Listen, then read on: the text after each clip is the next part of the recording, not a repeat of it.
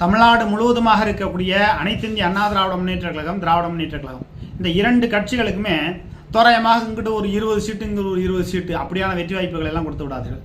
அதாவது வெற்றி என்பது பிரித்தாளுகிற நிலைமை கொடுக்கணும். ஒரே கட்சிக்கு 39 சீட்டு, ஒரே கட்சிக்கு 30 சீட்டு அப்படியான நீங்கள் வெற்றியை கொடுக்கறதுனால தமிழ்நாட்டுக்கு எந்த விதத்திலையும் எந்த நன்மையும் கிடைக்க போகிறதில்லை.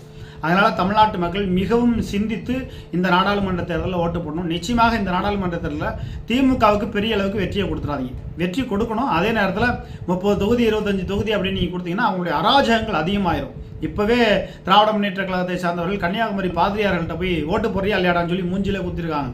அது கொண்டு அராஜக வேலைகளில் ஈடுபடுறாங்க. அப்படியான ஒரு நிலைமை ஏற்படாமல் நடுநிலையாக எல்லாத்துக்கும் எல்லா கட்சிகளுக்கும் பகிர்ந்து கொடுக்கக்கூடிய வெற்றி வாய்ப்பினை தமிழ்நாட்டு மக்களுக்கு கொடுக்கணும். ஒரே கட்சிக்கு 40 தொகுதி 39 தொகுதி வெற்றி வாய்ப்பை கொடுத்தீங்கன்னா நிச்சயமாக திராவிட முன்னேற்ற கழகத்தை சார்ந்தவர்கள் பெரிய அளவுக்கு அராஜகங்கள் ஈடுபடுவார்கள். கொலை கொள்ளை போன்ற சம்பவங்கள் பெரிய அளவுக்கு நடக்கும் என்பதை நினைவில் வைத்துக் கொள்ளுங்கள்.